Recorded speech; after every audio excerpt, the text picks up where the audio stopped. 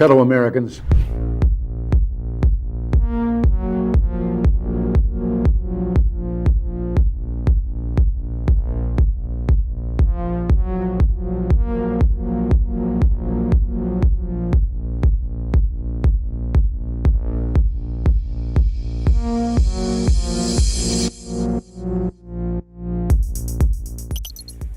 Whatever our hopes may be for the future, for reducing this threat or living with it, there is no escaping either the gravity or the totality of its challenge to our survival and to our security.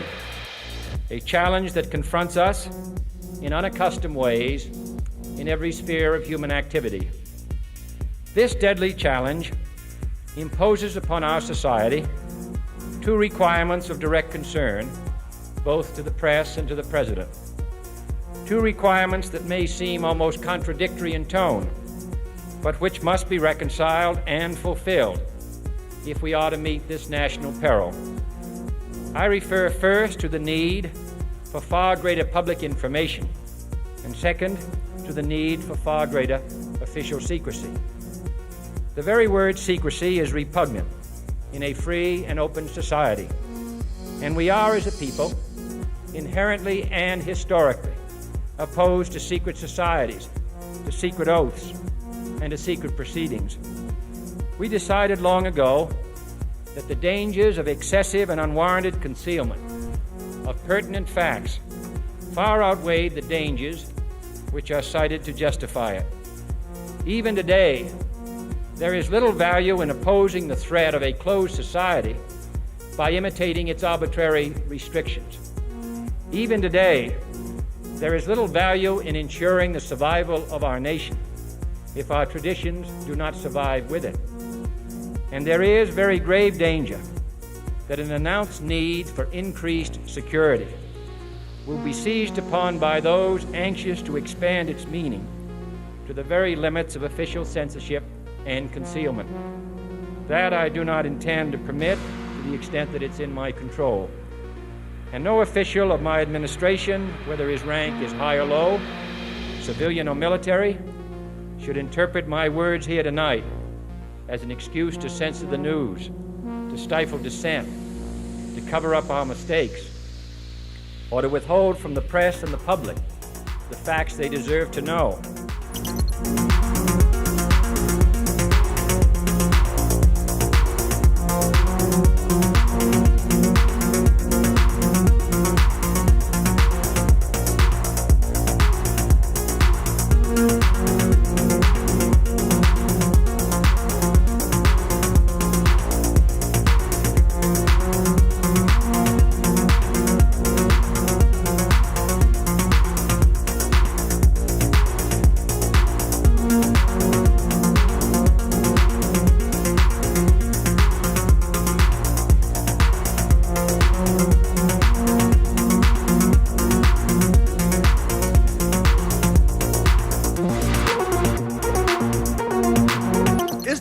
A functioning democracy? Well, let's have a look at it. It costs $2 billion to become president. They're 25% of the total prisoners in the world. They spend over $800 billion a year on arms, which is more than most of the world put together. They've been at war for 250 years since their state was formed 275 years ago. But they can't afford universal health care. They can't afford the $1.7 trillion debt forgiveness for students. They can't afford a programme for the 17 million children that go to bed hungry. Is this a functioning democracy? What's your idea of a democracy?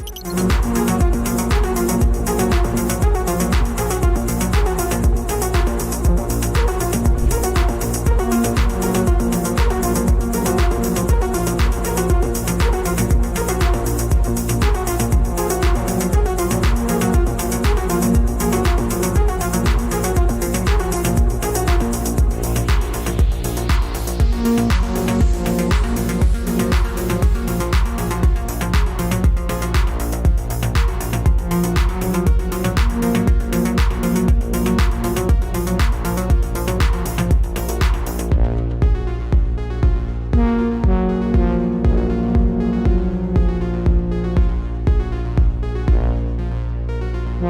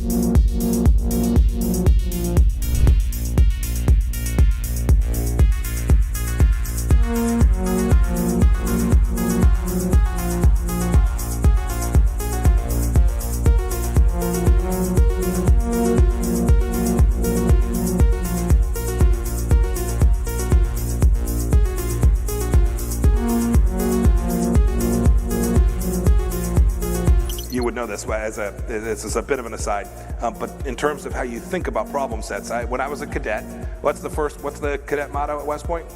You will not lie, cheat, or steal, or tolerate those who do. I was the CI director. We lied, we cheated, we stole. It was like we had entire training courses.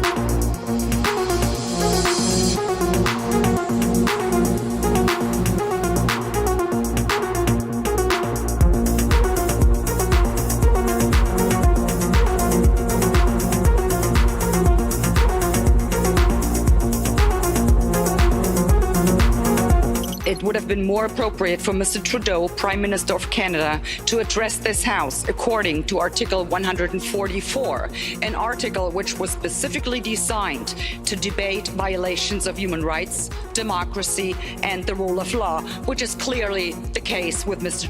Trudeau. Then again, a Prime Minister who openly admires the Chinese basic dictatorship, who tramples on fundamental rights by persecuting and criminalizing his own citizens as terrorists just because they dared to stand up to his perverted concept of democracy, should not be allowed to speak in this House at all. Mr. Trudeau, you are a disgrace for any democracy. Please spare us your presence. Thank you.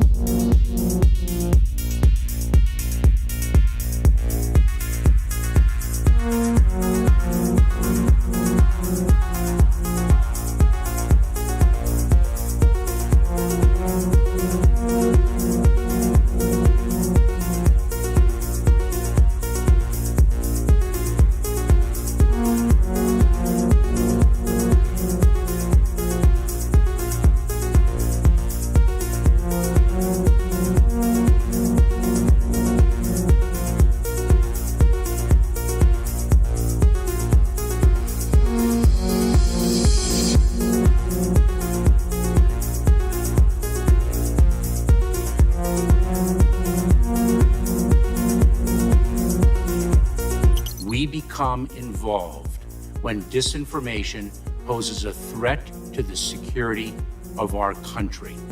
It is when there's a connectivity to a threat to our country. It could be a threat, a connectivity to violence. And what this working group does, is precisely what I would think you would want it to do, which is to take a look at the work, the disinformation work that our department has done and ask the following questions. Do we have policies? Do we have guardrails? Do we have standards? But here's the problem. We can't even agree. We can't even agree what disinformation is. You can't even agree that it was disinformation, that the Russians fed information to the Steele dossier. If you can't agree to that, how are we ever going to come to an agreement on what is disinformation so you can police it on social media? Senator, I have 2 points, if I may finish. Number one, that what this office, what this working group does, because it's not an office, what this working group does is ensure that there are guardrails, definitions, standards to make sure that the free speech rights, the civil rights, civil liberties, and privacy rights of individuals So are do not you think COVID disinformation threatens our national security? And number two, if I may, Senator, and number two, is it your proposition that when the cartels spread disinformation with respect to our immigration policies to try to lure vulnerable migrants to our border illegally? I think you've got no idea what disinformation is, and I don't think the government's capable of it. Do you know who the greatest propagator of disinformation in the history of the world is? The U.S. government. Are you familiar with McNamara, the Pentagon Papers?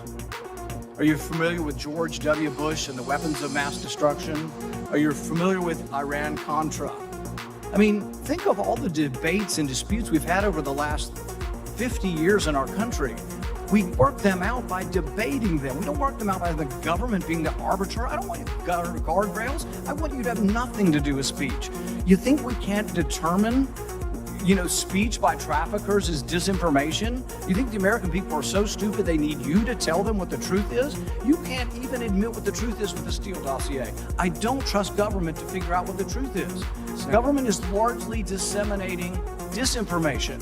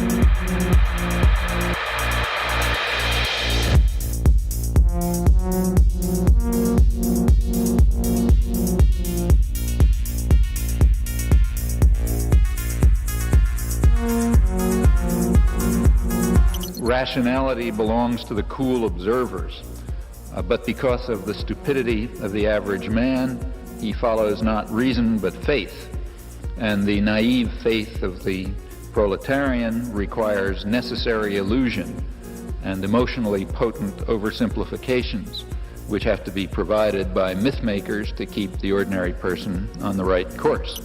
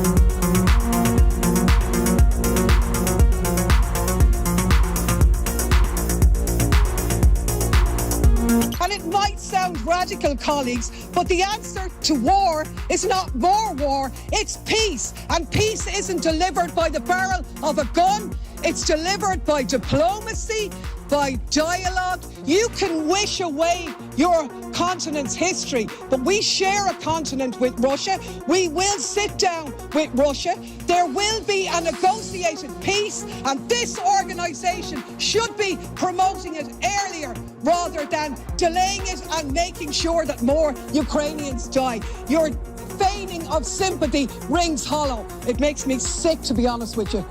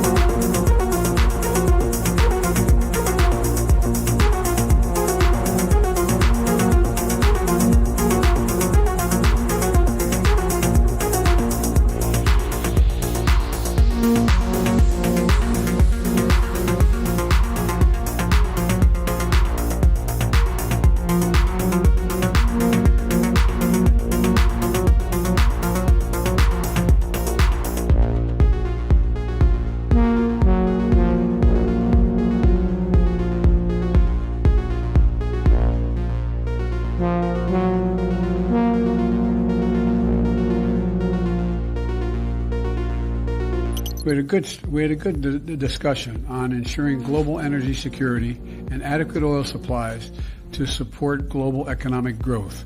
And that will begin shortly. I'm doing all I can to increase the supply for the United States of America, which I expect to happen. The Saudis share that urgency, and based on our discussions today, I expect we'll see further steps in the coming weeks. Are you worried about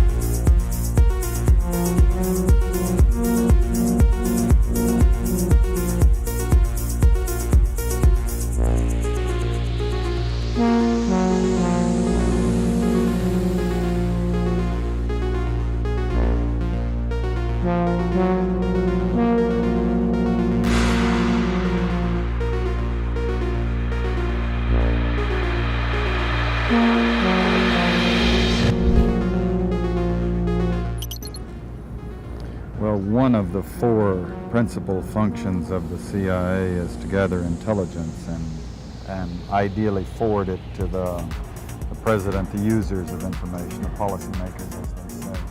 There are other functions, however, some of them more legitimate than others. One is to run secret wars, the covert action that's written and talked about so much, like what's happening in Nicaragua today from Honduras. Another thing is to disseminate propaganda to influence people's minds, and this is a major function of the CIA. And unfortunately, of course, it overlaps into the gathering of information. You have contact with a journalist, you will give him true stories, you'll get information from him, you'll also give him false stories. For example, in my war, the Angola war that I helped to manage, 1/3 of my staff was propaganda. Ironically, it's called covert action inside the CIA. Outside, that means the violent part. I had propagandists all over the world, principally in London, Kinshasa, and Zambia. We would take stories which we would write and put them in the Zambia Time, and then pull them out and send them to a journalist on our payroll in Europe. But his cover story, you see, would be that he'd gotten them from his stringer in Lusaka, who had gotten them from the Zambia Time. We had the complicity of the government of Zambia, Kenneth Kaunda, if you will, to put these false stories into his newspapers. But after that point, the journalists, Reuters and AFP, the management was not witting of it. Now, our contact man in Europe was, and we pumped just dozens of stories about Cuban atrocities, Cuban rapists. In one case, we had the Cuban rapists caught and tried by the Ovimbundu maidens who had been their victims, and then we ran photographs that made almost every newspaper in the country of the Cubans being executed by the Ovimbundu women who supposedly had been their victims. These were fake photos? Oh, absolutely. We didn't know of one single atrocity committed by the Cubans. It was pure, raw, false propaganda to create an illusion of communists, eating babies for breakfast and that sort of totally false propaganda.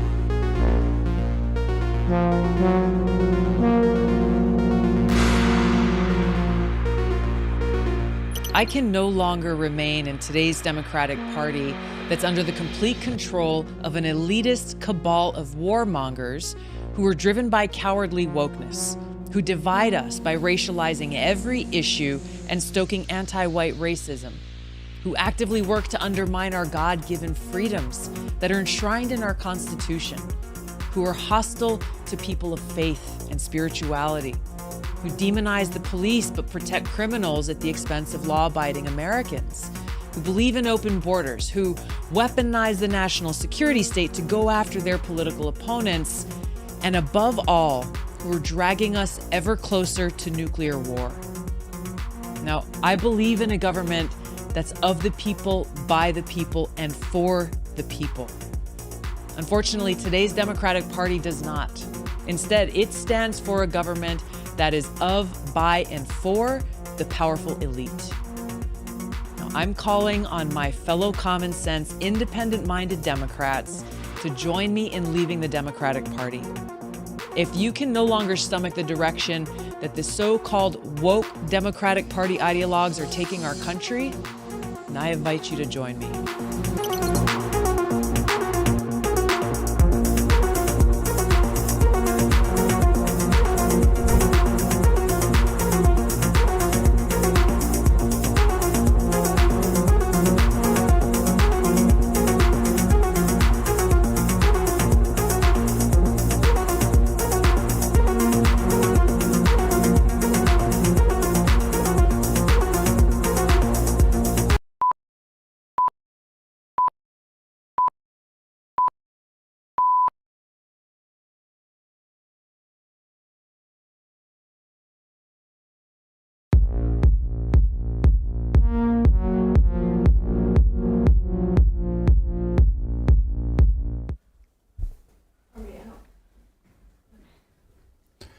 Welcome and Happy New Year, everyone. Welcome to Redacted on this Wednesday, the first Wednesday of the new year. I'm Clayton Morris. I'm Natali Morris. And on this show, we seek the truth wherever it may take us. We don't do the stories that the mainstream media covers.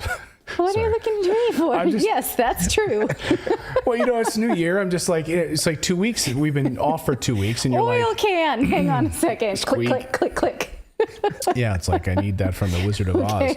Holy smokes. Do you want me to take it from here, darling? No, it's good to be back. It's good to be back in the studio. Holy smokes. What words coming out of my mouth. Welcome back to the new year. This is Redacted. So glad to have you all here. I mean, we've been doing this show now for well over almost going on 2 years now or so. And it's great to be able to like take the time off to reset, to think about what we want to accomplish for the new year and come back and do a kick-ass show. Yeah, it is. I'm happy to be back. I think Clayton's happy to be back. I'm very happy to be back. Let's see what happens, you guys. Redacted starts right now.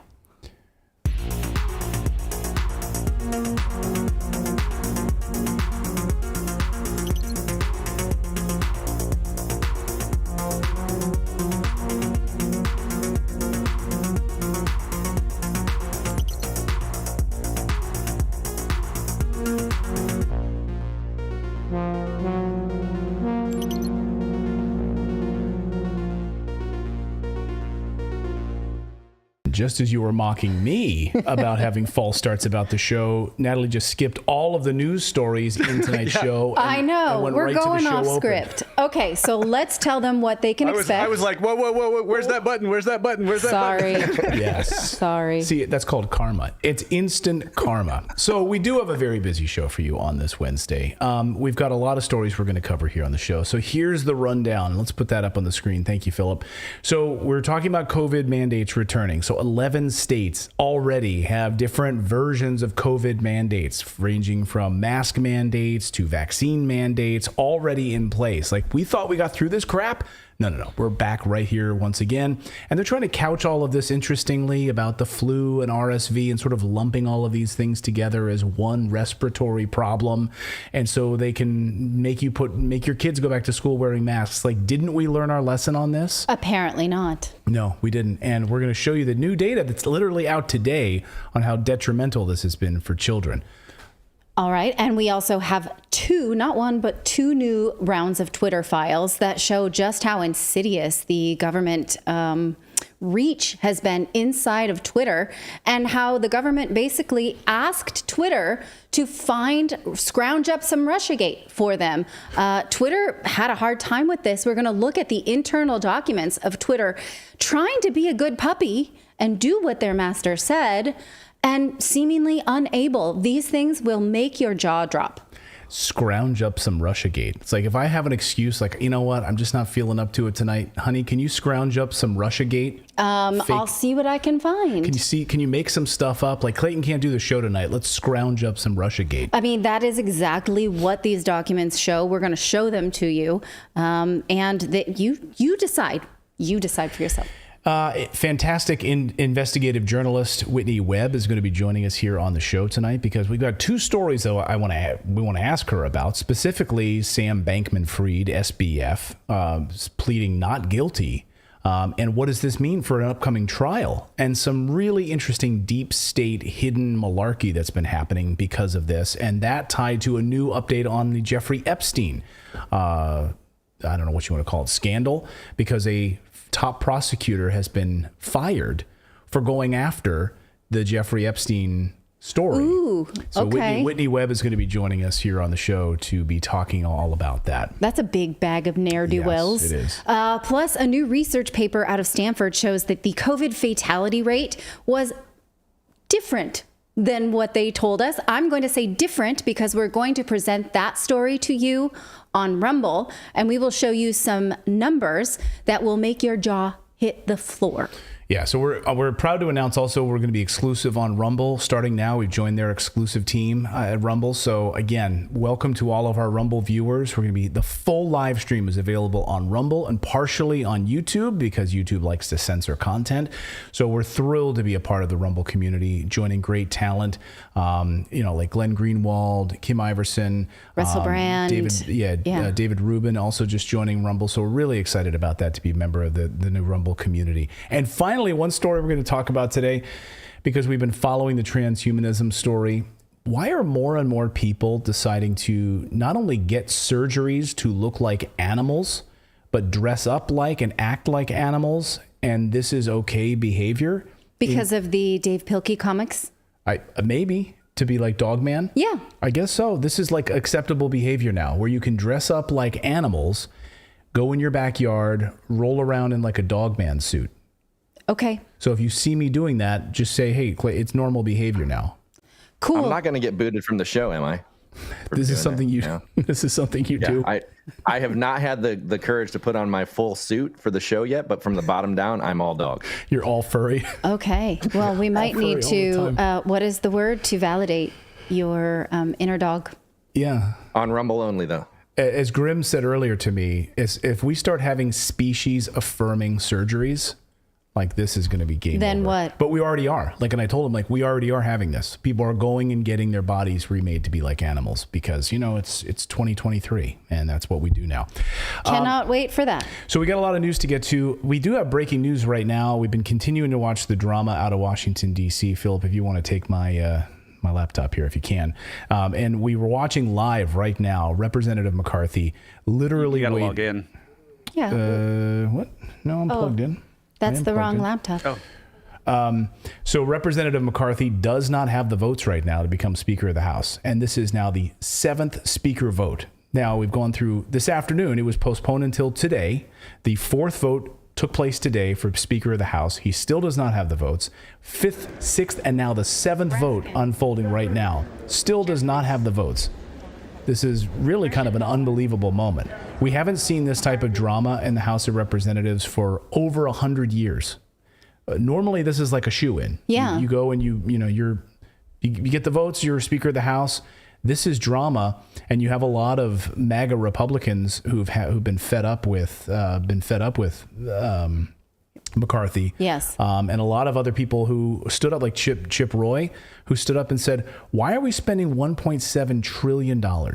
Why are we spending $1.7 trillion that the American people can't afford? And by the way, sending $50 billion to the most corrupt country in Europe, the country of Ukraine. Well, Kevin McCarthy signaled that he was not down with that about 2 months ago, and he got dogpiled by establishment Republicans. That didn't seem to get him very far. Now, he did say this morning that he has the endorsement of President Trump. So that did not seem to endear any MAGA Republicans to vote for him, though, or change the situation. So then what? Well, he did have the support of him. And then when asked about it yesterday, Trump came back and was like, we'll see how it goes. Are you still throwing your support behind him? He's like, well, we'll see how it goes. But then this afternoon, he tweets out or sends out a Truth Social message, which then gets retweeted, which I still don't, And so he sends a message saying, time is now. Republicans need to rally around Kevin McCarthy. But there's plenty of Republicans who do want to think that he is not conservative at all and that he's part of the deep state swamp. So I don't know. The drama is interesting right now. Which, did you know that he is he's the muse for the Kevin Spacey character? Yes. In House of Cards. In House of Cards, right? And so if that's as deep state as they come. Well, although I only watched 2 seasons. There's so many weird things with Kevin McCarthy. Let's be honest. Like the fact that he lives in an apartment with Frank Luntz, like in Washington, D.C. Yeah. Like he still won't really answer questions as to why he does that. Like I don't know. It's all very weird. Strange. Okay. Well, we've been following this in the newsletter, which reminds me, please subscribe to our newsletter. It's Redacted.inc. It's free. Comes out Monday through Friday. You probably already know that our live show comes out Monday through Thursday. So it's just a little more redacted for you for free. And once you put in your email address, you will get an authenticated email. Go to your email, click it, and then we're off to the races. That's right. All right. Well, let's start with our top story then. Let's talk about these COVID mandates. So just when you thought you heard the last of these COVID mandates and lockdowns, they're making a comeback just as strong as before, if not stronger, because now they know the opposition.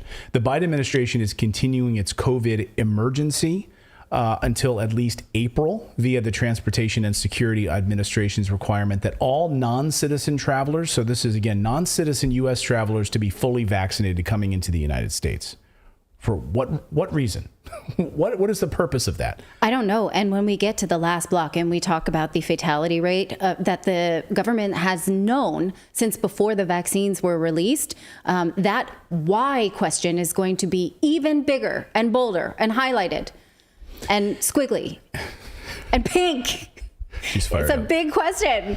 She's fired up. When she gets that pink cloth in her hand, it's trouble. I can't. I keep touching my glasses. I'm not good at being a glasses wearer. So it's even worse for our children because you have this fully vaccinated for the, to be a non-U.S. citizen traveler. But it's even worse for our children this morning because we can't let this happen to our children anymore. Schools across the United States are mandating that kids wear masks after the Christmas school break. So a lot of kids going back. Let me know in the chat, like how many of your kids have started to go back? Have they already gone back? Are they going back soon? And in many states now, and in many jurisdictions, you will not be allowed to go back to school unless your kid wears a mask. This is awful. So according to the Daily Mail, quote, hundreds of thousands of students across the United States will be forced to wear masks in class when schools go back this week, as controversial mandates make a return. Despite COVID infection rates plateauing for months, elementary and high schools in New Jersey, Massachusetts, Pennsylvania, those are the latest ones added to the list of 8 already, have already made face coverings a condition of entry for students returning from the holidays. Education officials claim the policy is to prevent a boom in respiratory illnesses after increased mixing during the first normal Christmas and New Year's in years. Now, recall when these mask mandates were put in place in certain districts in Pennsylvania, we did a segment here on the show. You look it up in September of 2022.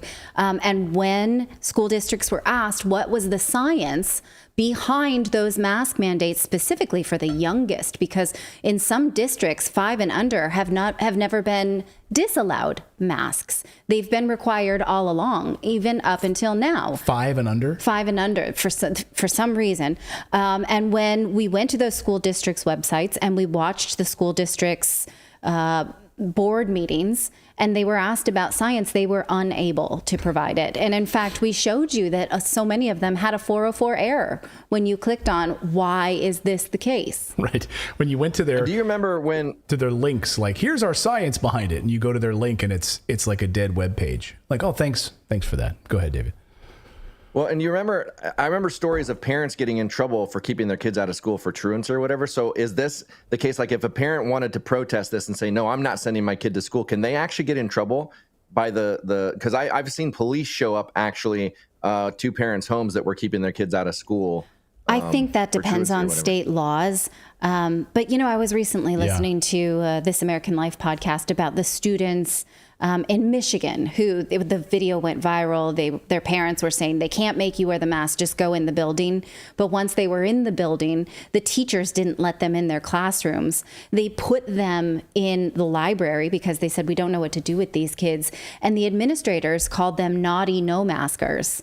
And these kids said it basically set the tone for the entire school year. No one was able to recover. There was some kids did wear a mask but wanted to sit with their friends because their parents felt differently. This is the last thing we should be putting on children. Yeah, in fact. The controversy. I don't believe in the masks at this point for children either, but the controversy is not something we should be putting on children. Well, and that's the whole point. You're using kids at this point as political pawns because we already know the science is out. It doesn't do anything. So therefore, it's just a political statement. So you're using kids as a political pawn to make some kind of statement. Yeah, and I can't figure out what the statement is. They're trying to justify this, that it's going to help reduce hospitalizations. But again, what you're doing is you're prolonging the inevitable, because we now know from the evidence that by keeping people locked down and mask wearing and letting people not create immunity, that eventually you're going to see these surges. It's the same thing like in the financial crisis. Like you don't allow it to collapse. You artificially prop it up, and eventually it's going to collapse because the dam just can't hold it anymore. And so the Daily Mail says this, but there's little evidence that face masks actually reduce infection rates, they say. And mounting research shows that the mandates stunted children's social development and education and robbed them of vital immunity to other seasonal bugs like flu and RSV. So by doing this, again, you're preventing them from going into the nursery school and playing with the little snotty toys and then getting the bug and then getting immune to it and growing and building and becoming stronger as a result of it. Of course, here's the amazing part of the story. Weekly cases have been stable since late summer, which has been attributed to higher levels of immunity in populations that have had vaccinations and waves of infections. Schools in New Jersey are justifying the latest mask mandates, according to the story, due to the state suffering increases in COVID, flu, and RSV cases. The ruling comes as 22 states were recording very high flu activity in the week before Christmas, down from 26 the week prior. 6 states were recording the highest levels of transmission, down from 8 in early December. So because of lockdowns and masking, we had very low flu and very low RSV. Natural immunity wasn't allowed to flourish. You can't build up an immune system if you're locked in a plastic bubble like the bubble boy. China's experiencing this right now. Mm-hmm. You lock an entire nation down, you force them to take tests every 24 hours, you don't let them leave the house, and suddenly the whole nation now is COVID. Remember that Brie Larson movie Room, where she had that child who had never been outside? Yeah, looked through a hole in the ceiling. And then that child could not go out into the world until they built up its immunity. Yeah. Like it was stuck in a hospital, and then it's, there is some, that's not science, that's a movie, but still sometimes truth is stranger than fiction. I think that was actually based on a true story. I don't know. It's an awful. It was. I think it was based on. It was based on a true story. So not just in the United States, the UK also back at it again with masking. Haven't they learned anything in Britain, by the way, about how detrimental masking has been on their population? So the National Health Service is under big political pressure right now to put in place new COVID restrictions, especially on public transport. So here's the London Underground and other public spaces. This from the Daily Mail. Commuters today were seen wearing face coverings again as health bosses urging Britons to protect the National Health Services amid record pressures and a new COVID variant. More than a dozen trusts have declared critical incidents amid rising rates of COVID and flu. Staff shortages and too few beds. The unprecedented pressure, they write, is expected to last until Easter, with hours-long ambulance queues and thousands of operations getting canceled. Meanwhile, a highly infectious Omicron subvariant, XBB.1.5, nicknamed the Kraken, is expected to pile even more pressure on the NHS, they say, in coming weeks. Data shows the strain already makes up 1 in 25 cases in the UK. Some scientists have said the unfolding situation warrants pandemic-era curbs, such as wearing masks in a bid to limit the demand for NHS care. Hospitals, GP practices, and care homes have pleaded with visitors to return wearing the face coverings. All of this comes on the very same day, by the way. The very same day that we get a new report on just how frickin' tragic the lockdowns and COVID policies have been on young children. Figures show more than 1 million children need treatment for serious mental health problems, according to a new report, eating disorders, and more in a time since lockdowns were imposed in England. NHS data analyzed by the PA News Agency shows 39% rise in a year in referrals for the National Health Service mental health treatment to under 18-year-olds. This compares with the previous year when the figure was way lower. From 2020 to early 2022, the UK government imposed multiple COVID-19 lockdowns and restrictions. No, not for Bojo. Not for Boris Johnson. Oh, not for Boris Johnson. By the way, he was out on New Year's Eve enjoying everything with the celebrations. He likes to party. The England-wide data include children who are suicidal, self-harming, suffering serious depression or anxiety, and those with eating disorders. All of this made me think of today. You remember that CNN doctor, Dr. Lena Wen? Yeah. Who was pushing, go out, get multiple vaccines. Double masking for children, not just wearing one mask. Like we think you should even wear a double mask. All kinds of crazy stuff. Masking outdoors. Yeah. Masking outdoors. Like when you're taking a jog, wear a mask. Because that's like one of the dumbest things you've ever heard. Like you should not be allowed to leave your home if you're unvaccinated. This was something else she said. The unvaccinated should not be allowed to leave their homes, she said.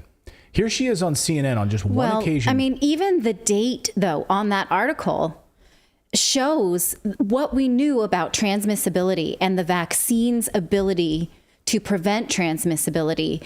The date on that that's an unacceptable thing to say, given what we knew in September of 2021 about the vaccine and the spread of COVID. Yeah, but she continued to say it and push it all over CNN. Here's one example where she was on pushing masks and getting multiple shots. Watch. We should be keeping the events that are safe and also the events that have fun for people too. We can't be canceling everything, especially if we're going to be living with COVID for the foreseeable future. I would say that if you choose to go, make sure that you're vaccinated and boosted. Make sure that you're wearing a mask, even though it's outdoors. If there are lots of people packed around you, wearing a 3-ply surgical mask. Don't wear a cloth mask. Cloth masks are little more than facial decorations. There's no place for them in light of Omicron. And so wear a high quality mask, at least a 3-ply surgical mask. And if you're going to be visiting elderly relatives or immunocompromised people after, wait 3 days, get tested, and then see those vulnerable people. Yeah, and someone in the Rumble chat says, that was in the fall of 2021. Yeah, that's absolutely insane. That's insanity. Yeah.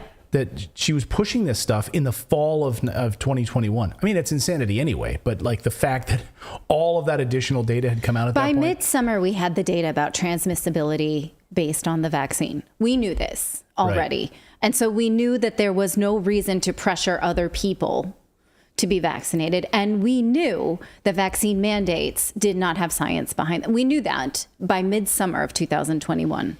So then when she was, she pushed this, right? And then when she saw how developmentally challenged her children had become, she suddenly changed her tune.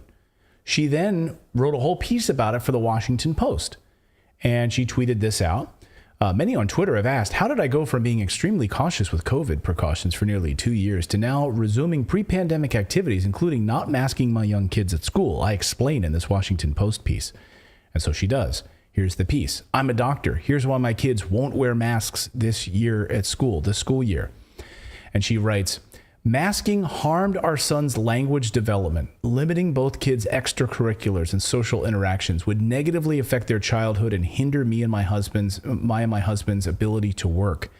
She has a whole litany of stories in this Washington Post piece about how it was detrimental for their social development. And again, continuing to push this stuff. So here we go. We're coming around all on it once again.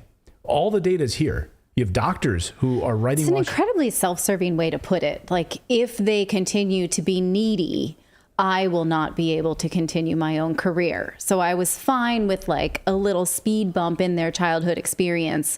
But once it's affecting me, I'm not fine with it any longer. Right. She's like, she says in the piece, it's 2 years is fine. They'll catch up. It's fine. But no, they might actually have special needs that would hold my career trajectory back. Now I think differently. Yeah. 2 years of a lockdown. I took 2 years of their childhood. I felt like that was a sacrifice, she says in the piece. But now I'm not going to take their whole childhood. What?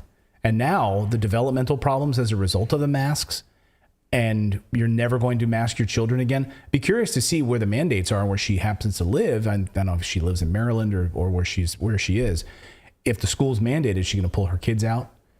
You know? Oh, that's a good question. I mean, if I were the editor, I would just take out that little hinder my ability to work. Like, it would negatively affect their childhood. No one would begrudge you for making a decision based on that, right? Right. Okay, but then it's going to affect my ability to have a career, and that's the line in the sand. Yeah. I just don't know why someone didn't say, like, maybe don't write that. Because it's a little self-serving. We've got more news to get to on this Wednesday. We're going to talk about the Twitter files in a second, some bombshell revelations there. Journalist Whitney Webb is going to be joining us in a few minutes as well to break down the latest on Jeffrey Epstein and Sam Bankman-Fried and how this weird web is tied together. See what I did there? Whitney Webb, the dark sorted web. Oh, yes. Like it. We're also going to talk about the COVID death numbers and who's been lying about them. We'll talk about that and so much more. But first, let's talk about these Twitter files. All right. We are anxiously awaiting the Fauci files, by the way. We didn't get that, but we got a little bit. I mean, I think it's juicy. You decide for yourself how juicy you think this is. Basically, the U.S. State Department was actively flagging Twitter accounts that was pushing the Wuhan lab leak story and other things that they did not want you to talk about on Twitter. This is another batch of the Twitter files, the files that Elon Musk has allowed journalists to see into how and why Twitter censorship became such a beast. We had 2 new rounds released on Tuesday by journalist Matt Taibbi, and they are just as insidious as the rest. So let's take a look one at a time, because 2 of them were released within hours of each other. The first one is called the Twitter and the FBI belly button. I'm struggling a little with this metaphor. This whole idea, I don't know if you guys, David and Philip too, like when I heard about this, like the idea of the FBI belly button, like that they called themselves the belly button. Like, we'll be the belly button, which is like... My belly button hurts by you saying that word so many times. It's so creepy and weird. Like, we'll be don't worry. We at the FBI will funnel everything that comes from the State Department, all of these other places, through our belly button to you at Twitter. Like, who thought of that? Elvis Chan at the FBI thought of that weird name. It was... Who's going to clean the lint out of it? Yeah. I think that in this corporate slang, I've never heard it used in any other corporate setting, to be the belly button means that it's the thing that you feed from, the main source. Like umbilical cord is where your belly button once attached to. So I think that's maybe what they want it to be, is like the umbilical cord of interaction between Twitter and the government. I guess. Is that what, Philip, you get? Why didn't they call themselves the placenta? Right. I would have went with placenta. Yeah, because the placenta is edible. We've already established this and other times. Okay, so this thread shows that Twitter and the FBI were frustrated with public and private agencies going straight to the media with their lists of problematic Twitter accounts. One such agency was the Global Engagement Center, which is an arm of the U.S. State Department. So the Global Engagement Center, the State Department, was able to get the media to bite on this narrative that any accounts that were publishing COVID concerns were Russian misinformation campaigns. And also Chinese. and also Iranian. Here are two news headlines that just picked that up and ran with them. Agency France, Russia-linked disinformation campaign fueling coronavirus alarm, U.S. says. The article itself says that thousands of Russian-linked social media accounts have launched a coordinated effort to spread alarm about COVID, according to U.S. officials, and it's a big disinformation campaign promoting unfounded conspiracy theories that the U.S. is behind the COVID outbreak in a bid to damage the U.S. agency, the U.S. image around the world. State departments are saying that false personas are being used on Twitter, Facebook, Instagram, and other places. So, Agency France went with this. Politico did too. Another report from Politico. Russian, Chinese, and Iranian disinformation narratives echo each other. They are all doing it. Again, from this article, China, Iran, and Russia are using COVID crisis to launch a propaganda and disinformation onslaught against the U.S., the State Department writes in a new report. Now, in hindsight, that seems quite laughable, given what we now know about COVID and the Central Intelligence Agency.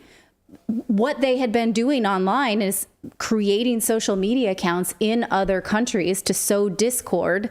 They're doing that. For sure, right? But the State Department says, no, those countries are doing this about COVID to me, to us, right? But the media picked these stories up like a good little dog. When Twitter was pushed to back these assertions up, they couldn't. Clemson University was trying to publish research again on Russian disinformation and asked Twitter why they couldn't get the results they wanted. Even Joel Roth, who is featured frequently in these Twitter files working with the government, he seemed to want to be very obliging to government requests in previous Twitter files, but he didn't like this request. Here's some internal communication. He says that Clemson is asking about the latest list of accounts that they shared with NBC, so they went straight to the press with their own research that they had not corroborated with Twitter. And they even said, why are you not publishing, why have you not attributed to Russia in a while? As in, we kind of want this. Right? Why haven't you guys come on, you guys got to make some more stuff up lately. He says, we told them we are unable to attribute the accounts to the IRA. That's the Russian, Internet Russian agency. And they said, we haven't made an attribution to Russia in some time, and asked, can you do that, basically? He said, these comments were revelatory in their motivations. He's finding this upsetting, wow, they want us to blame Russia and we can't. We can't find anything about this. We've looked through these accounts and we can't find that Russia has been actively doing anything, but they're pushing us to try to find it. And he's like, that's noteworthy of malintent. Next thing. It reminds me of the Whitewater investigation. It starts out as the Whitewater investigation and Ken Starr gets carte blanche to do whatever the hell he wants, right? And it's go find something. Yeah. Just go find anything. And by the time 3 years pass, then Monica Lewinsky happens. It's not even during the time when he was allotted special counsel. It's it's just so wide open. Just go find something that we can pin this on. Find me what I want. Well, Clemson these are researchers saying researchers should not have an agenda towards their research paper. They should have a hypothesis, but they shouldn't say, can you please give me the results that I want? Right. I want this result to say Russian disinformation. You're not saying that. Can you say that? Yeah, that's not how science is conducted. No. So what kind of throws me on this, and maybe I'm missing something, but Twitter is not the Washington Post. It's not journalism. Yes. It's a social media platform. So right. What exactly are they? They're not wanting them to write a story. Or they just wanted them to go find other people who are and push that? Or what? Yes. What exactly were they wanting? Yeah. Well, this is what they want. They want something attributed to Russia on a regular basis so that they can use this in their conclusion. And you get to see, I think, what Philip's getting to here is this idea, see these articles parroting exactly what the State Department wants, right? Philip, CNN Politics goes right as soon as they have something from the intelligence community. CNN publishes it. Oh, State Department claims China. Or the Politico, that Politico piece that Natalie featured earlier, like Politico, State report, Russian, Chinese, and Iranian disinformation narratives echo one another. So you can see all of the Washington press corps, the corporate media, that will just do the bidding of the intelligence community because they have well-seated, well, they just pick it right up, even though researchers are going to Twitter and saying, we'd like this conclusion, please. And Twitter keeps saying, we can't find it. And in fact, Twitter kept trying to get researchers to come to them to verify research about foreign agents that they could not verify, but researchers refused to do this. And this caused a division between Twitter and the State Department in the press. So you see here in CNN, Twitter disputes State Department claims that China coordinated coronavirus disinformation accounts. That is in response to this, the State Department saying China working with Russia to spread coronavirus disinformation. So why was Twitter pushing back against the State Department when it was doing what the FBI wanted so obligingly? Well, here is an internal email from Yoel Roth. He says that, basically site integrity's engagement, like his department's engagement with the DHS FBI, has been fruitful because they're apolitical. But he does not feel like the State Department is political, which I guess shows some level of conscious thought on his part. We should give him some credit for it, although that's a bit naive. Right. That the State Department is political and the FBI is not. I mean, this is written in 2020. So this is past the James Comey. This is past the Hunter Biden laptop that they had in their hands. This is past the Mueller report. The FBI has proven themselves to be political. Why he's convincing himself that one department is political when the other is not, I'm not sure. He's compartmentalizing. It's like a cognitive dissonance engaged here. But the FBI sort of pounced on this distinction, and that's where this comes in, where they're saying, oh, we know you're getting a lot of, interaction from State Department, from all kinds of people. How about you just, rely on us to be the belly button for the USG, which is U.S. government. We can do that as well. And they took this belly button conversation to Signal, the messaging app, with private numbers and that's when the deluge opened. Around October of 2020, Twitter started receiving requests from all government agencies through the FBI to suspend accounts and shut down conversations. This included from the Treasury, the NSA, virtually every U.S. state, the Department of Health and Human Services, the Department of Homeland Security, and more. And they got requests from Congressman Adam Schiff asking Twitter to ban journalist Paul Sperry. Here is the investigative journalist Paul Sperry. Right. And so this is an internal note said that they had just met with Schiff's office and wanted feedback related to the banning of these two accounts. Now, the Paul Sperry one is interesting because they're saying that his work is reflective of harassment and QAnon conspiracies. Well, the Post explains that Schiff had a beef with Sperry because Sperry reported that something from an Obama official conversation that Schiff was trying to get rid of Trump within days of his inauguration. So Sperry reported this, and Schiff never forgave him for it and told Twitter that he wanted him kicked off because of QAnon stuff. Sperry says, he told the Post just today, I never have posted anything QAnon, ever. Twitter did not comply with this request, but Sperry was later suspended for tweeting about the FBI raid on Trump's home, and he was never given a reason. Now, there's a hole here because presumably the journalists have an in on, well, why was he suspended? We don't get that answer. We don't get it now. And I would like it. Like, why was he on reporting about the Trump raid? He just was reporting about the Trump raid and his account was turned off. And it didn't even seem to be anything that we didn't already know. But, this just further confirms what a slimeball Adam Schiff is. This is one more. That is a data point in the Schiff as a slimeball column. for sure. The government did seem to copy and paste this narrative of a control mechanism around the war in Ukraine. Here is one government request asking for Russian media accounts to be flagged so that they could not, quote, conduct disinformation campaigns. Now, they do not provide any proof of that happening. And we've already shown how Twitter couldn't find that either, despite being good little lackeys. This is just a toe dip into the policies around Ukraine and Russia. I want more. I assume there is a lot more, so we'll put a pin on that. Now, all of these suspension requests from the government made Twitter employees so busy that the government did eventually pay for that time. We saw that in the Michael Schellenberger documents that we reported weeks ago. They paid $3.4 million to Twitter, essentially as a contractor, for doing these suspensions for the government.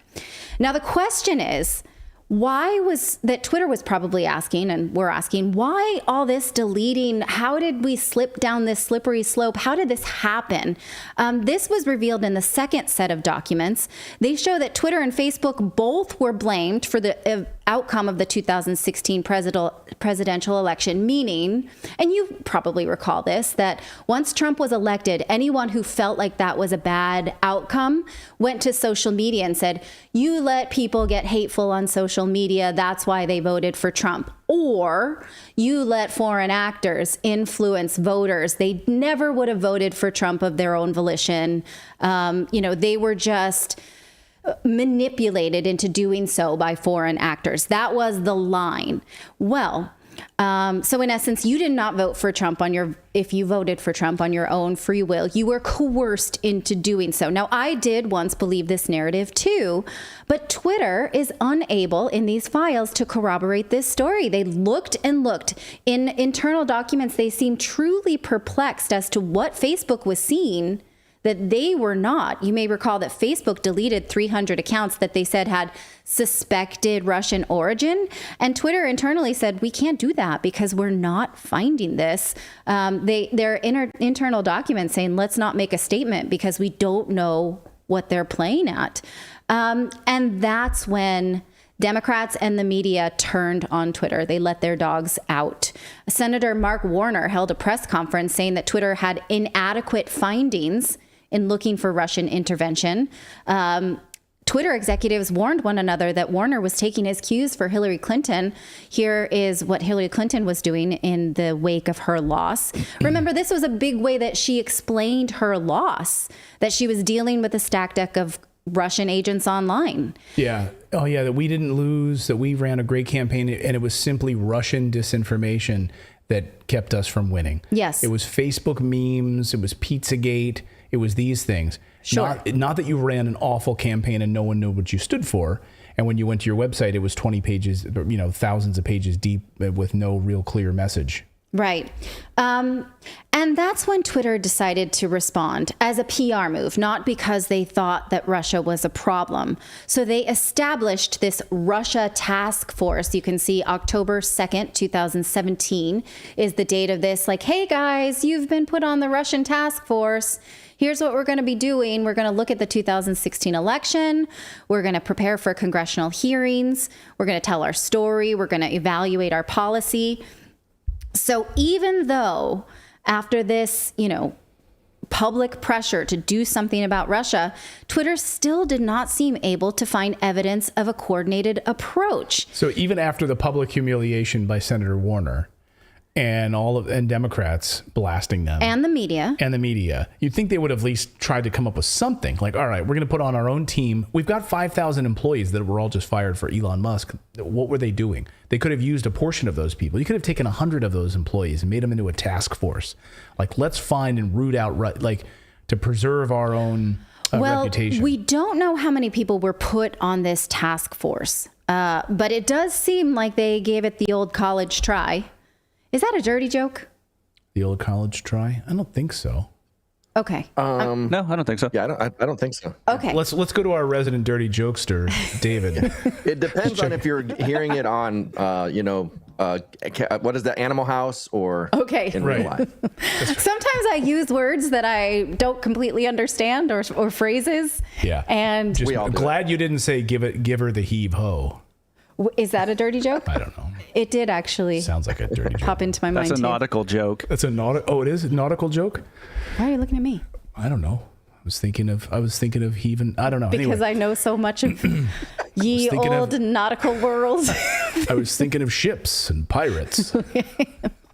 All right, we matey. Now, New York Times reporter Nicole Perlroth says in her book that the Russian disinformation campaign was coordinated and received 288 million Twitter impressions. It even had a code name, Compromat, and that agents were paid $1,400 per week. Now, when I read this book, I didn't think much of it, but when I see this on Twitter, that Twitter can't find the coordinated approach, I'm curious. Who is right and who is wrong? So I went back to her book and I went back to my notes and I looked at the sources. And so I thought, who does she source for this? Does she go to Russia? Well, no, she sources the U.S. Senate Intelligence Report and the Mueller Report and the Washington Post. Oh. So their reports said something that Twitter could not internally find, yet they clearly wanted to. So I asked her about this on Twitter, and she was nice enough to reply. She says that she thinks Twitter is inadequate in what it's looking for. Here's her tweet to me. I asked her to sort of reconcile these two things, and she said, like Warner, I believe Twitter's detection and response was inadequate at best and deflective, which you gather from some of the internal comms pushed back to Meta and Facebook. So maybe she's seen something. Meta and Facebook is really silent on this. They're not telling us what they saw that Twitter did not. Okay, but then is she seeing additional sourcing that confirmed this? I can't tell but because she's only going off the Senate Intelligence Report. Yes. Which Mark Warner came out and said that they weren't doing anything on, and also from the Washington Post. So she's a New York Times reporter. But see how this comes full circle, right? Because the Senate Intelligence is clearly asking Twitter for results that it's not getting, but publishing its own conclusions, which is being reported by the press. So what here can be verified and what cannot? What we see here, what we can see with our own eyes, is only Twitter employees saying we're looking and we're not finding much. Or you could do what the U.S. government does, which gets so frustrating to news reporters who are sitting in the State Department briefing room or in the intelligence briefing room, and they're asking questions of what was his name, Nick? I forget his name. And you're asking of these spokespeople. Well, what intelligence are you? Can you prove? Ned Price. Ryerson. Ned Price. When you're I think it's Ned Price. When you're asking them, well, okay, you're telling us that this is happening, but what evidence do you have? Can you share with us? I can't share. That's private intelligence level stuff. I can't share it. And so this is one of the big frustrations among reporters, is that they get to pawn it off on intelligence that they've seen, but we don't get to see it. They don't get to tell us about it. And then, they just take our word for it. Yeah. Just take our word for it. Well, she's saying that this is deflective, meaning they're saying Facebook's finding this, but we don't. So I'm not sure how that's, I'm not completely sure what that means. She was nice enough to say she would come on the show to explain that. And she's a cybersecurity expert. So maybe she knows something that we don't. But again, what doesn't set well with me is that Twitter wants to comply with the U.S. government and the media's response. They want to be a good dog, but they are not able. And so again, the first report after launching the Russian investigative unit saying that they looked in, they came up with 15 accounts. 3 have connections with Russia and 2 are RT. Okay, that's not very exciting. We were looking for like something, an election make. Here's the final report. Okay, after we manually reviewed 2,500 accounts, we find 32 that are suspicious. 17 connected with Russia, and 2 have been suspended, have significant spend. One is Russia Today, and they're, spending less than $10,000. So this doesn't sound anything like the 300 accounts that Facebook said was spending 126 million. Yeah. Russia Today is a news organization, so they're public, and they're probably just spending money to get their stories out, not anything about elections. Right. Yeah. Probably because they were being suppressed by Twitter, and so they'd have to Exactly. spend money on promoted tweets just to even get their content out into the algorithm. And that's when Twitter got worried about their inability to find what the government and the media wanted them to find, saying that it would impact their bottom line. Like if the media continues to consider us something that can't find Russian disinformation, they won't trust us and advertisers won't advertise with us. And so they started to cave to the US government. They started to let them remove content, suspend users, and even Twitter internally seemed to know that things would never be the same around 2017 and beyond. Here's Public Policy Vice President Colin Crowell admitting to much. She says, overall, my sense is that political terrain has shifted in Washington in the run-up to these hearings. The tech industry is going to get a lot more security and questioning, and we will not be reverting to the status quo in D.C. anytime soon, meaning like they're in now. The bug is in now. They are going to start actively asking us to monitor content and remove content, and we can't put that horse back in the barn. And just look what's happening with TikTok. So we're anxiously awaiting the Fauci files and the Ukraine files. I can't wait. Those are the two big ones to me that I cannot wait to see. And so we could see the Fauci files at any minute, quite honestly. We will bring you full reporting on those two once we have them here on Redacted. We've got a lot more news to get to. Journalist Whitney Webb is going to be joining us in a minute to talk about the latest Epstein revelations as well as SBF. We're also going to talk about the COVID death rates. I should mention, first of all, though, to subscribe to our channel. When you subscribe, your name pops up here on our big board. So, and we should see a new rebel. And when you do, you can join the rebellion. A new rebel will pop up here on the big screen. So all you need to do is, there we go. There's a new rebel. Ruben Spino. Nice to welcome to the channel. Thank you for becoming a subscriber. Ruben Espino, maybe. Did I say Ruben Espino? Okay. Thank you, Ruben. Welcome to Redacted, and thank you for subscribing, whether on YouTube or on Rumble. We're going to be moving to Rumble exclusively here later in the show because there's stories we simply won't be able to cover on YouTube for censorship reasons. And thanks to our exclusive partnership with Rumble, we will be over there exclusively. So hello to all of our Rumblers.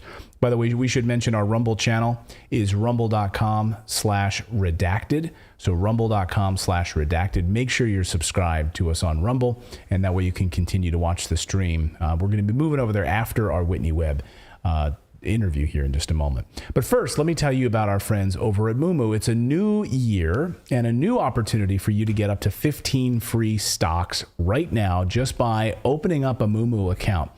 Depending on where you are in the world right now, if you go to redacted.inc/Moomoo, you can get up to 15 free stocks now in 2023. They've extended their promotion to be entered into the chance to get that $60,000 sweepstakes. So what you do is you sign up, you get a free stock. And then when you make your initial deposit, you get your additional free stocks. And then if you make a higher deposit, you get all of those 15 free stocks. And again, you're not spending money, you're just putting it in your account. You don't have to do anything with it. You just get the free stocks. And then once you get the free stocks, you can always, cash them out and sit on them. Or while the market is in the toilet right now, you can watch those stocks grow over the next year. Again, you don't have to do anything, but you can open your account right now and start to learn because they've got an amazing trading platform, amazing learning tools, education tools, all sorts of things to make you an interesting, more educated trader. So if you'd like to learn about commodities trading, you like to learn about investing in different gold stocks, gold producers like I do, you can check them out by going to redacted.inc/Moomoo. That's how you get those 15 free stocks. Again, redacted.inc/Moomoo is the URL to visit. Well, the deep state mafia just scored some major victories over the past 24 hours. In the first instance, the Bill Clinton-appointed federal judge in the Southern District of New York, Lewis Kaplan, ruled to keep secret the two entities that funded Sam Bankman-Fried's $250 million bail.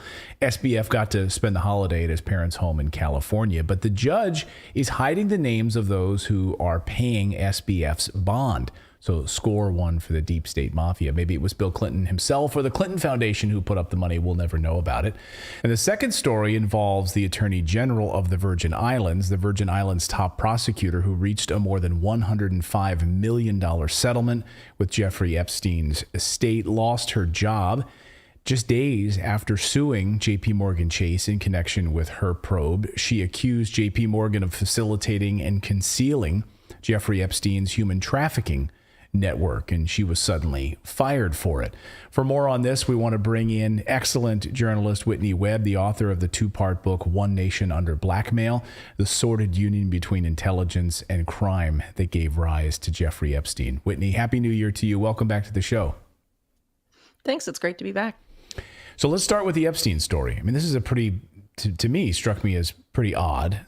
Just a few days after this Virginia Islands top prosecutor files this suit against J.P. Morgan Chase, she suddenly loses her job. Can you pull back the curtain on this story for us? Yeah, so I've said before in past interviews that when you look at the difference between the sex trafficking cases that were targeting Epstein and his estate versus the ones that were pursuing a more financial angle, there's a very big difference in how those have played out.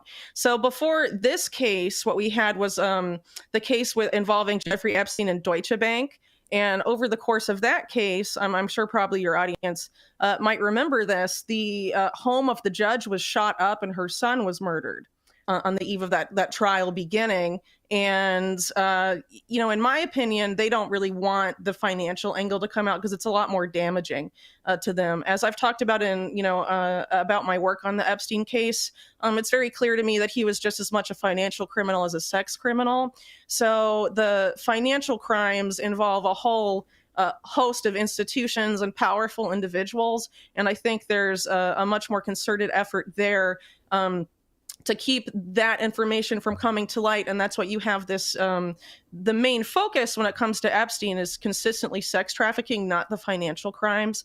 So the second you have people start digging into the financial aspect of his activities, the bigger the guns are that come out, I guess you could say. So I'm not really surprised that this lady ended up losing her job. Now, the governor of the Virgin Islands has claimed that it wasn't related to this particular case, but he did say that he was displeased with this woman as Attorney General with her previous lawsuits against Epstein's estate. So it is related to the estate, even if he claims it's not related to this particular case. But I don't really know about that. Also, from what I understand, the lawsuit itself had several large redacted components that were referring to J.P. Morgan's facilitation of Epstein's sex trafficking activities in the island. Right. And one of the accounts that was a focus of that lawsuit is very interesting. Refers to Southern Trust. So Southern Trust was also a company that Jeffrey Epstein ran from the Virgin Islands. And so the lawsuit claims that this was basically a front for the trafficking activities and that JP Morgan was aware of this. But Southern Trust also, according to Virgin Islands records, Epstein was trying to create basically a genomic sequencing company, was trying to use it to obtain the genetic sequences of most native islanders on the Virgin Islands and try and turn it into what he referred to as a biomedical Google. This is back in 2012 or so, showed a very unusual interest in wanting to basically have a class of young islanders that he would train and all of this weird stuff around this company. And it's been very poorly explored, even by the government of the Virgin Islands itself. And so now that you have this woman being fired, it's very likely that will have an effect on her successors and their willingness to pursue any of these threads related to the Epstein case as it relates specifically to the Virgin Island activities, which again, as I just said, have not been well explored. And so who do you think is pulling the strings on this? I mean, is it JP Morgan? Is JP Morgan itself that powerful? I mean, as a large financial institution? Well, yeah. So I'll give you an example about JP Morgan. JP Morgan's, the head of it is Jamie Dimon, right? So right. Jamie Dimon was selected by a group of people, and one of those people is a guy named, I think his first name's Alan Kessler, who is the co-founder with Leslie Wexner of the New Albany company, in which Epstein himself was intimately involved. But he's one of Leslie Wexner's closest business associates. And he is intimately involved with JP Morgan and was involved in having the head of JP Morgan being selected for that very role in the early 2000s. And if we remember back to, JP Morgan is what ended up absorbing Bear Stearns, which had previously been Epstein's bank. And his former employer as well was absorbed into JP Morgan. And he used JP Morgan for a while, but was later dumped by that bank and then went to Deutsche Bank. So he's had a series of banks that he's used over the years, but JP Morgan is definitely one of the more suspect ones and has, some pretty clear connections to this relatively close-lit network around Epstein and Wexner. Do you think we'll get answers out of the Virgin Islands if you have the top prosecutor being fired? Does it seem like we're going to be able to pull those threads any further, or is anyone else willing to stick their neck out in that way? I think within the government of the Virgin Islands, remember, this is the U.S. Virgin Islands, so it's basically, essentially a colony of the United States. And while you have, the current administration in the U.S. and, most likely, successor governments, it's very unlikely, I think, that we'll see any change here. You're not going to, obviously this lady was fired because of her willingness to go after people that were inconvenient. She was willing to pursue legal action that was inconvenient to the powers that be and essentially dominate the Virgin Islands, right? So there's a sovereignty issue there, I think, is part of it. But I think the firing is obviously going to make a statement and make a point to her, Denise Gregory's successors that they can't, if they want to keep their job, they can't go the same route she did, basically. And you mentioned Jamie Dimon. I can't help but think when she lays out in her lawsuit, there was the concealing, the facilitation of Epstein's human trafficking network. So helping to facilitate it and the concealing of it, the hiding of it. I mean, that seems to be she has pretty strong evidence. She's going to make that claim in a lawsuit. Do you think that this goes all the way? What do you think that means? And do you think this goes all the way to the top, to the Jamie Dimon level? Well, it definitely goes pretty high up in both JP Morgan and Deutsche Bank. We know that in some of these banks, for example, there were suspicious activity reports about Epstein and that they were flagged by people at the bank, and then people above them, basically stopped any sort of investigation into those suspicious activity reports. Wow. And there was quite a decent number of them at the time. I think there's more reporting on that from the Deutsche Bank side than the JP Morgan side, but I believe this was known to have happened at both banks a couple years ago. So yeah, I'm sure she had plenty of evidence. God, what they're trying to hide is unbelievable. And then that brings us to the SBF story. What are they trying to hide here? So Sam Bankman-Fried gets to spend Christmas with his parents. Someone or multiple institutions or multiple groups put up about $250 million in bond to get him out on bail. They still have yet, according to the reports I'm reading, to even put that money up. They've made guarantees of putting up $250 million. So he gets to go spend Christmas with his family in California. And this judge yesterday, this Clinton appointed judge in the Southern District of New York, says, we're not going to unseal those names of who put up that money, even though there's been many requests for that. Can you talk about that? Yeah, so basically this isn't surprising. This is the latest move in a succession of moves to obfuscate other people that were involved with FTX or Sam Bankman-Fried as it relates to the Ponzi scheme of FTX.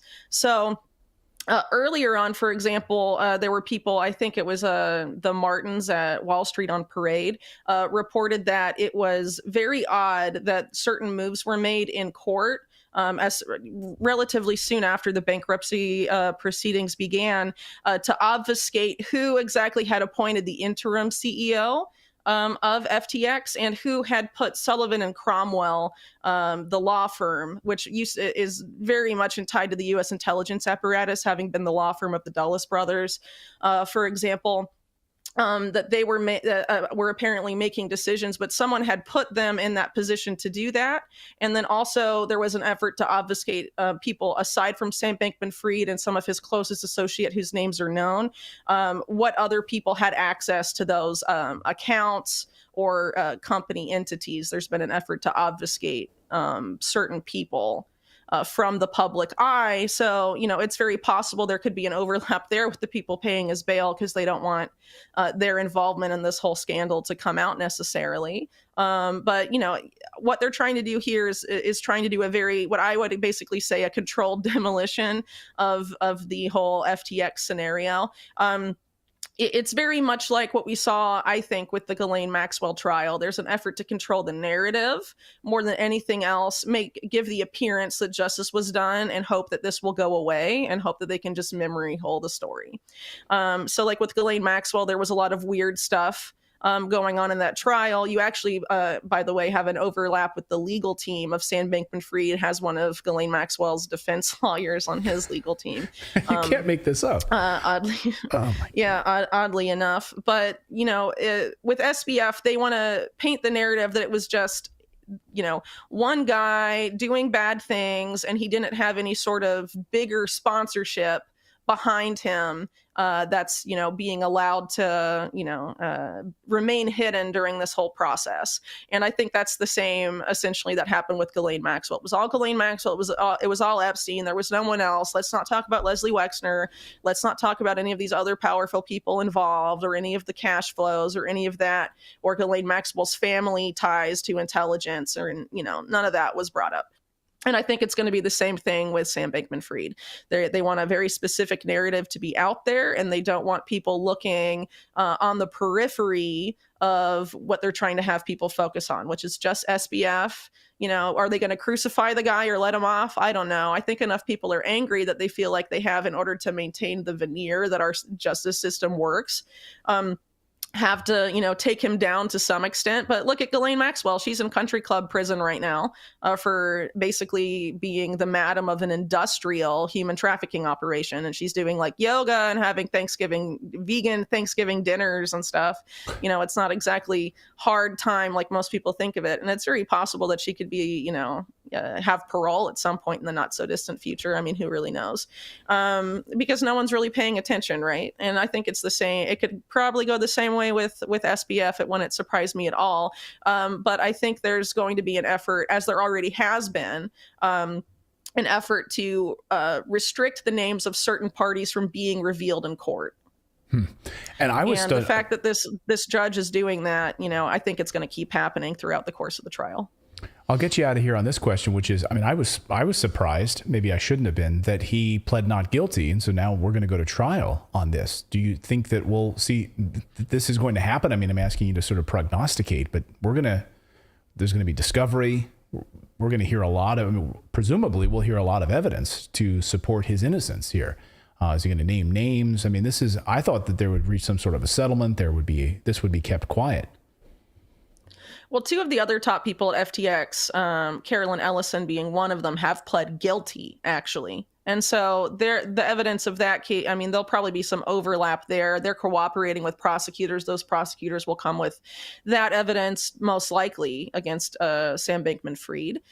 It's very possible that Sam Bankman-Fried will try and use as his justification all sorts of things that we've already seen him do in his public interviews since the bankruptcy, saying, "Oh, I was just in over my head, and I just wanted to do all this good." Sort of, he'll refer back to his involvement with the effective altruist movement and things of that nature. I'm sure he's just going to try and wiggle his way out, essentially. But the point I want to make here is that people like Sam Bankman-Fried and even people like Ghislaine Maxwell and Jeffrey Epstein, they're the ones put in the public eye, and I would argue that's because they're middle management. The people that are pulling their strings, they always try and hide, and they generally succeed in doing that. But it's incumbent on us to try and follow the threads that we can find that they haven't tied up completely, and pursue that to get a closer look at what's actually going on here. Because it's very clear to me, at least in the case of FTX, just like the Epstein case, there's obviously a lot more going on there.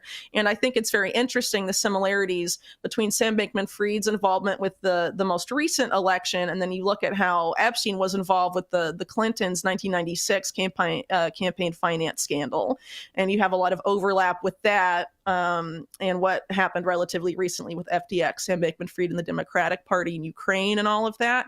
It seems to me that there's a certain network here that engages in these patterns of behavior. Because remember, before Epstein did that for the Clintons, he was a Ponzi schemer, just like Sam Bankman-Fried, apparently. Right. And left with a slap on the hand, and that's about it. Slap on the wrist. Yeah, his name gets dropped from the case, and he goes straight to major DNC fundraising stuff. So, this I would argue that there's a lot more of a pattern here, and I would encourage people to look for those patterns. There's obviously a much bigger story here. Well, that's why we love having you on, because if there's one person that can get to the heart of this, it's you. Thank you for the great work you continue to do.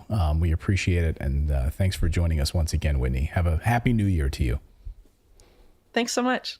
You too. That's one excellent journalist and just an unbelievable crazy story. Yes. So crazy. So, all right, we've got a lot more news to get to here on this Wednesday. We're going to look at the COVID death rates. Yes, based on a new peer-reviewed study out of Stanford, showing fatality rates and how they were different than what we were told. This is pre-vaccination. We can't say much more about it on YouTube given the rules of engagement. So that's why we are going to move over to Rumble now. So if you're watching us on YouTube, click the link that you see in the chat here.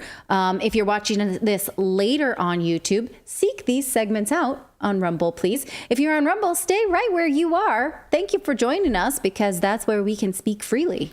So the URL is rumble.com/redacted, rumble.com/redacted. The live stream will continue. We're going to end our live stream right now on YouTube, but please continue the live stream right on Rumble. Come over and join us. All 21,000 of you, come over to Rumble right now and join us for the other two stories that we're going to cover here that we probably will not be covering on YouTube at all because we will be censored. Again, Rumble. I can see on Rumble, they're like, uh-oh, here comes the YouTubers. Those of you on YouTube, come on over. Show them that you're not so bad.